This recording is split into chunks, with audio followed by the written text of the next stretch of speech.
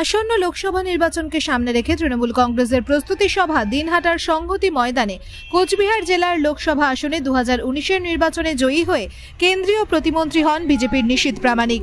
কিন্তু তার এই 5 বছরের জেলার সাধারণ মানুষের জন্য কোনো কাজই করতে পারেননি বলে অভিযোগ তোলেন সিতাই বিধানসভার বিধায়ক জগদীশ চন্দ্র বসোনিয়া। তাছাড়া তিনি বলেন, কোথাও আমরা দেখিনি দাঁড়িয়ে 1 কিলোমিটার রাস্তা শুভ উদ্বোধন করেছেন। শুধু প্রতিশ্রুতি মানুষকে দিয়ে যায়, শুধু ব্যানার ও পোস্টারে তার ছবি দেখা যায়, কিন্তু বাস্তবে তা কাজ হয় না।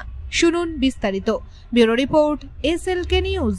তৃণমূল কংগ্রেস লড়াই করে বামফ্রন্টকে এই বাংলা থেকে বাংলা ছাড়া করেছে। 2024 আমাদের কাছে চ্যালেঞ্জ। বিশেষ করে কুচবিহারের মানুষ, এখান থেকে শুরু করে সমস্ত মানুষ, আমরা 2011, 2014, 2016 আমরা কুচবিহার জেলায় শেষ কথা বলেছি। 2019-এ অজানা কারণে হোক আর নিজেদের মধ্যে ভুল বোঝাবুঝির জন্য হোক আমরা লোকসভায় জিততে পারিনি। তার ক্ষতি বিগত 5 বছর ধরে আমাদের কুচবিহারের মানুষকে ভোগ করতে হয়েছে। কি পেয়েছি আমরা কুচবিহারের মানুষ? আমরা একজন সাংসদ, একজন প্রতিমন্ত্রী পেয়েছি।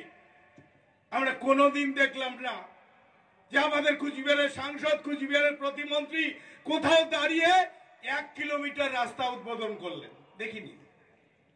আমরা ওই ছবিতে দেখি, গেটে দেখি, পোস্টারে দেখি, কিন্তু বাস্তব জায়গায় আমরা কোনোদিন দেখিনি। এটা স্বাভাবিক। এ ভুলটা আমাদের কুচবিহারবাসীর ভুল, যে আমরা যদি চোরের হাতে দেশের শাসন বাদ দেই, জেলার শাসন বাদ দেই, কোন ডাকাতের হাতে, তার থেকে ভালো কাজ করা যায় না। তার থেকে ভালো কাজ আশা